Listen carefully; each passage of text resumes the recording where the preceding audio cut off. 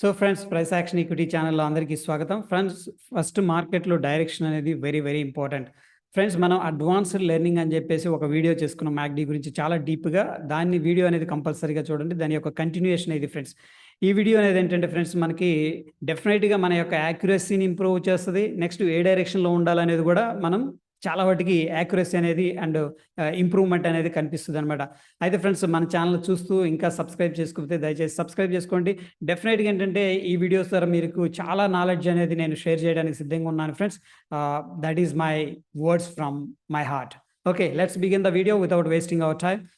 So friends, మనకి ఇది వచ్చేసరికి పార్ట్ 2 అనమాట.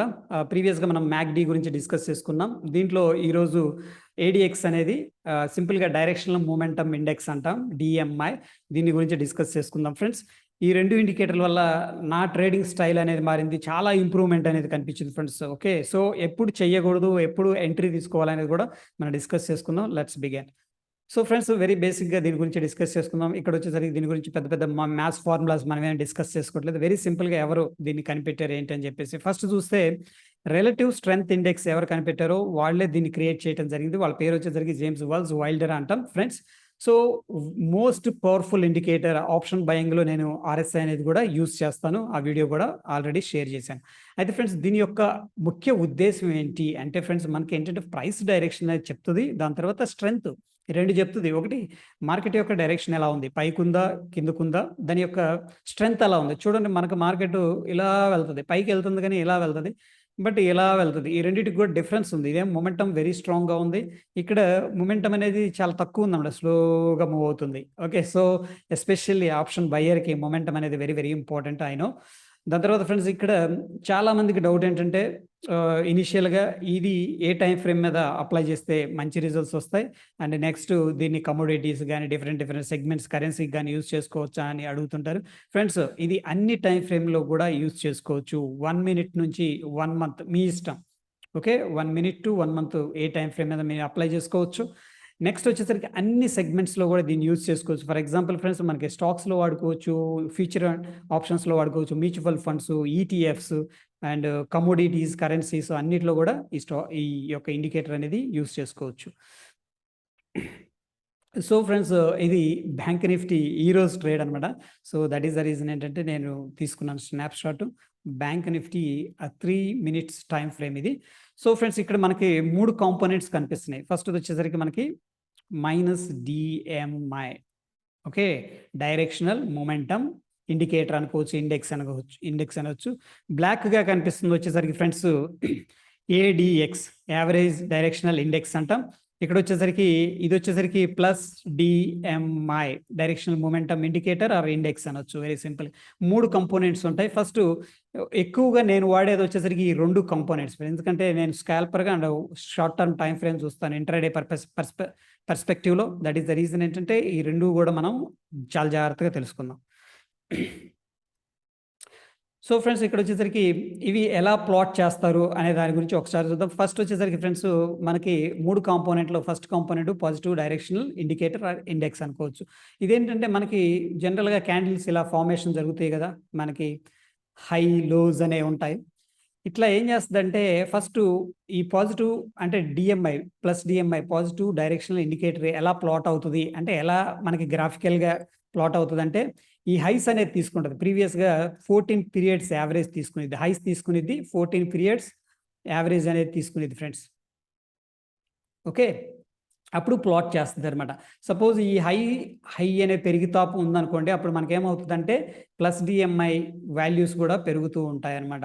ప్లస్ డిఎంఐ వాల్యూస్ ఏమవుతదంటే రైజ్ అవుతూ ఉంటాయి ఆబ్వియస్‌గా కదా! వెరీ సింపుల్‌గా.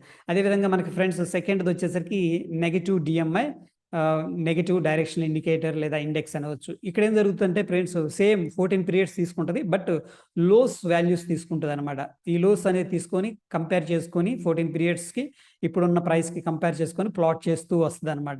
ఓకే, సో ఆబ్వియస్‌గా ఒకవేళ ఈ కేస్‌లో ఏమవుతుందంటే లోస్ అనేవి తగ్గుతున్నాయి. చూడండి ఇక్కడ ఆహ్, లోవర్ లో అనేది ఇక్కడ కంపారిజన్ దీనికి కంపేర్ చేసినప్పుడు తగ్గుతుంది అనమాట. నెగిటివ్ వస్తుంది ఇక్కడ వాల్యూ. ఇదేమో తగ్గుతుంది అంటే హైయర్ హై క్రియేట్ చేస్తుంది కాబట్టి నెగిటివ్ డిఎంఐ తగ్గుతూ ఉంటుంది, ప్లస్ డిఎంఐ పెరుగుతూ ఉంటుంది అనమాట. ఈ రెండు క్రాస్ ఓవర్ ఇలా జరుగుతుంది ఫ్రెండ్స్. ఒకవేళ వాల్యూస్ అనేది ప్లస్ డిఎంఐ ఎక్కువ ఉందనుకోండి, ప్లస్ డిఎంఐ పైన ఉంటుంది అండ్ నెగిటివ్ డిఎంఐ అనేది కింద ఉంటుంది.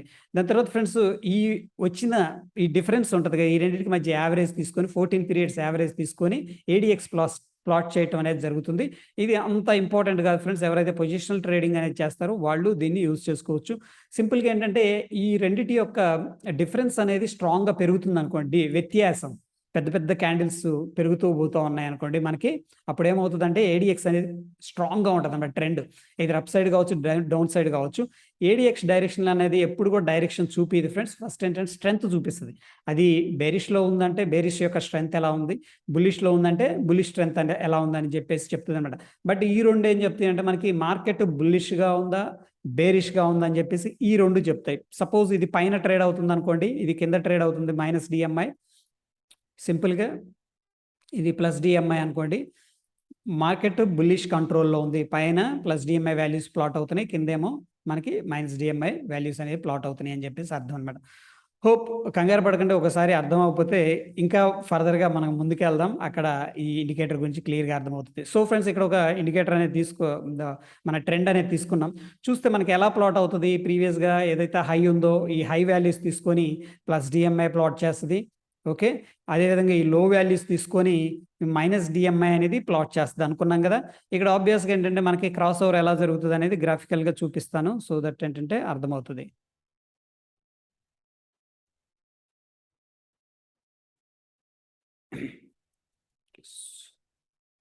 సో ఈ వాల్యూస్ తీసుకున్నప్పుడు సపోజ్ మనకి 40 అనేది వచ్చింది అనుకోండి ఫ్రెండ్స్, ఇలా ప్లాట్ అవుతుంది. ఓకే, అండ్ మైనస్ డిఎంఐ వచ్చేసరికి ఇలా ప్లాట్ అవుతుంది. దీన్ని బట్టి ఏంటంటే మనకి ఇక్కడ బుల్స్ కంట్రోల్ చేస్తున్నారని చెప్పేసి అర్థం. అది థర్డ్ది ఇంకో కాంపోనెంట్, ఈ డిస్టెన్స్ పెరుగుతూ ఉందనుకోండి ఫర్ ఎగ్జాంపుల్, అంటే పెద్ద పెద్ద క్యాండిల్స్ వచ్చి ఈ హైకి లోకి మధ్య డిస్టెన్స్ పెరుగుతూ వస్తుంది అనుకోండి, ఆటోమేటిక్గా ఏంటంటే ఈ డిస్టెన్స్ పెరిగిద్ది, plus DMI and minus DMI. అప్పుడు మనకి ఏడిఎక్స్ ఏం చేస్తుంది అంటే రైజ్ అవుతుంది అనమాట. ఏడిఎక్స్ జనరల్గా ఏంటంటే అబౌవ్ 25 గుర్తుపెట్టుకోండి, ఎవరైతే పొజిషనల్ ట్రేడ్స్ చేస్తారో వాళ్ళకి ఇది ఉపయోగపడుతుంది. అబౌవ్ 25 అంటే స్ట్రెంగ్త్ స్ట్రాంగ్ ఉన్నట్టు, ఇట్స్ నాట్ అబౌట్ డైరెక్షన్. గుర్తుపెట్టుకోండి, ఇక్కడ పాజిటివ్ డైరెక్షన్ అనేది ఈ రెండు చెప్తున్నాయి, బట్ ఈ వ్యత్యాసం ఏదైతే ఉందో అది చెప్తుంది అనమాట. ఏడిఎక్స్ వ్యత్యాసం మాత్రమే చెప్తుంది. వ్యత్యాసం పెరుగుతూ పోతుంది అనుకోండి, అప్పుడు మనకి ఏంటంటే అబౌవ్ 25 ట్రేడ్ అయితే మనకి ఏంటంటే స్ట్రాంగ్ ఉందంటాం అనమాట. మొమెంటం అనేది చాలా స్ట్రాంగ్ ఉంది, మనకి తొందరగా టార్గెట్ అచీవ్ అయ్యే అవకాశం ఉంటుంది. అదే సపోజు బిలో 25 ట్రేడ్ అవుతుంది అనుకోండి, స్లోగా మొమెంటం తగ్గుతుంది అని చెప్పేసి మీనింగ్, వెరీ సింపుల్గా చెప్పాలంటే. సో ఫ్రెండ్స్ ఇక్కడ అది నెక్స్ట్ సేమ్ మనకి ఇక్కడ ఇప్పుడు లో వాల్యూస్ డామినేట్ చేస్తున్నాయి కాబట్టి ఈ లో వాల్యూస్ మనకి ఏమవుతుందంటే మైనస్ డిఎంఐ వాల్యూస్ పెరుగుతున్నాయి. దట్ ఈస్ ద రీజన్ ఇక్కడ ఎలా ప్లాట్ చేస్తుంది అంటే ఫ్రెండ్స్, మనకి నెగిటివ్ డిఎంఐ పైన ఉంటుంది అండ్ ఆబ్వియస్గా ఈ హైస్ అనేవి తగ్గుతూ వస్తున్నాయి కాబట్టి మనకి ప్లస్ డిఎంఐ వాల్యూ అనేది కింద ఉంటుంది అనమాట. దీన్ని బట్టి మనకి ఇక్కడ ఎవరు కంట్రోల్ చేస్తున్నారు మార్కెట్లో, ఆ బేర్స్ అనేవాళ్ళు మార్కెట్ని కంట్రోల్ చేస్తున్నారు అని చెప్పేసి క్లియర్గా చెప్తుంది అనమాట. ఇలాంటి సిచ్యువేషన్స్లో ఫ్రెండ్స్ నేను మ్యాక్డీ కూడా మనం యూజ్ చేసుకున్నాం. లాంగ్ బిల్డప్ ఏంటి, షార్ట్ బిల్డప్ ఏంటి, దీన్ని కంబైన్ చేసుకొని సో ఇక్కడ ఫాల్స్ సిగ్నల్స్ని మనం అవాయిడ్ చేసుకోవచ్చు. ఇది వచ్చేసరికి ఒక ఫాల్స్ సిగ్నల్ ఫ్రెండ్స్. మనకు మార్కెట్ అనేది డౌన్ ట్రెండ్లో ఉంది, ఇదేంటంటే జస్ట్ ఇది షార్ట్ సెల్లింగ్, ఇది వచ్చేసరికి షార్ట్ కవరింగ్ అనమాట. Okay, so any how this is very simple. Next వచ్చేసరికి ఇక్కడ మొమెంటం అనే దాని గురించి డిస్కస్ చేసుకున్నాం ఫ్రెండ్స్. అగైన్ ఒకసారి డిస్కస్ చేద్దాం. ఫస్ట్ చూడండి, ఇక్కడ ఫర్ ఎగ్జాంపుల్ మనకి ఒక స్టాక్ 100 రూపీస్ నుంచి 150 దాకా వెళ్ళడానికి ఒక ఫర్ ఎగ్జాంపుల్ అనుకుందాం 20 days 1 month పట్టింది అనుకుందాం. ఓకేనా, ఒక 50 రూపీస్ పెరగటానికి. నవ్ ఏంటంటే మనం సేమ్ చూస్తే అదే ఇక్కడ 100 రూపీస్ నుంచి 150కి వెళ్ళడానికి చూడండి, హార్డ్లీ 1 2 3 4 5 అంటే 5 డేస్లో టార్గెట్ అనేది వచ్చిందనమాట. ఇప్పుడు ఏమవుతుందంటే మనకి ఈ యొక్క డిస్టెన్స్ ఏదైతే ఏడిఎక్స్ ఉందో, ఏడిఎక్స్ ఏమవుతుందంటే రైజ్ అవుతూ ఉంటుంది, ఎందుకంటే పెద్ద పెద్ద క్యాండిల్స్ ఫార్మేషన్ జరుగుతున్నాయి అండ్ ప్రీవియస్ క్లోజ్ ప్రీవియస్ లో డిఫరెన్స్ అనేది పెద్ద పెద్దగా ఉంది కాబట్టి మనకి మొమెంటం స్ట్రాంగ్గా ఉందని చెప్తూ దట్ ఈస్ ద రీజన్ ఏంటంటే మనకి ఇక్కడ ఏడిఎక్స్ అనేది అబౌవ్ 25 అనేది మూవ్ అవుతుందంటే వొలటిలిటీ అనేది పెరిగింది, మొమెంటం అనేది పెరిగింది, ఆ డైరెక్షన్లో మనకి తొందరగా టార్గెట్ వచ్చే అవకాశం ఉంటుంది అనమాట. సో సో ఫ్రెండ్స్ ఇది వచ్చేసరికి నిఫ్టీ బ్యాంక్ ఈరోజు ట్రేడ్ మనం చూస్తే ఇక్కడ చూస్తే జనరల్‌గా ఏంటంటే, సింపుల్‌గా డిఫాల్ట్ సెట్టింగ్స్ మనం యూజ్ చేసుకున్నప్పుడు ఇక్కడ చూడండి క్రాస్ ఓవర్ డామినేట్ చేసింది ఎవరంటే ఫస్ట్ సెల్లర్స్ అనేవాళ్ళు డామినేట్ చేసారు.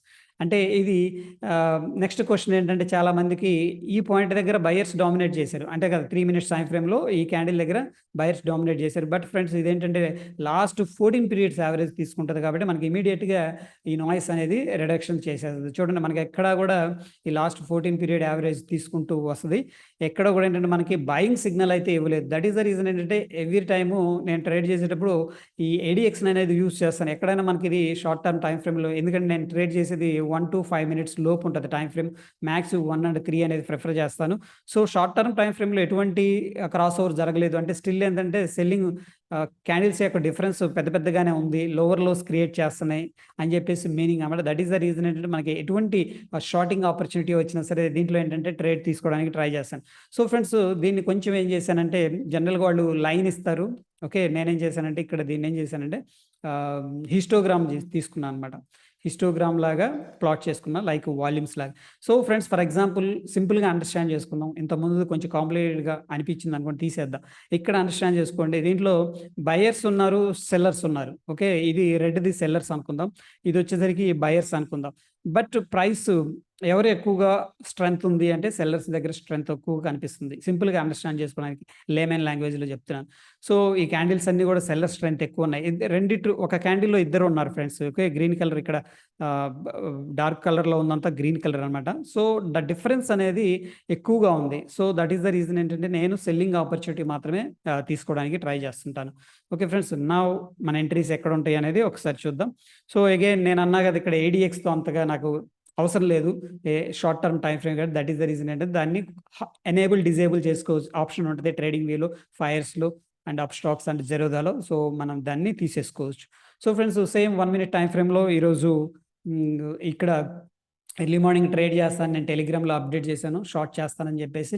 అగైన్ స్కాల్పింగ్ కోసం దిస్ ఈస్ బెస్ట్ ఆపర్చునిటీ. ఇక్కడొచ్చేసరికి ఫ్రెండ్స్ మనకి చూసుకున్నట్టయితే 39,000 దగ్గర నుంచి కూడా మనకి 38,575 ఆల్మోస్ట్ డిఫరెన్స్ వచ్చేసరికి ఫ్రెండ్స్ దగ్గర దగ్గర 400 అండ్ ఆహ్,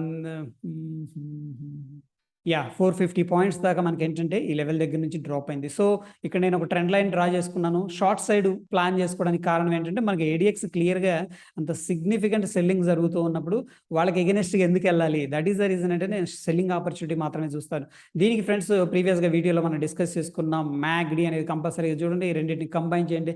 బెస్ట్ రిజల్ట్స్ అనేవి వస్తాయి friends. So, these are my shorting opportunities అన్నమాట. ఓకే. సో, హోప్ వీడియో మీ అందరికి కూడా హెల్ప్ అయిందని చెప్పేసి నేను అనుకుంటున్నాను. ఫ్రెండ్స్ డెఫినిట్‌గా ఏంటంటే మన ఛానెల్‌లో మంచి కాంటెంట్ అనేది మీకు డెలిబరేట్ చేయడానికి సిద్ధంగా ఉన్నాను. నెక్స్ట్ అడ్వాన్స్డ్ లెర్నింగ్‌లో మనం ఓపెన్ ఇంట్రెస్ట్ మీద మాస్టర్ క్లాస్ అవసరమైతే ఫ్రీ సెషన్ అందరిలో కూడా అందరితో కలిసి జూమ్‌లో కలుద్దాం. Okay. Till then friends take care and happy trading. ధన్యవాదాలు.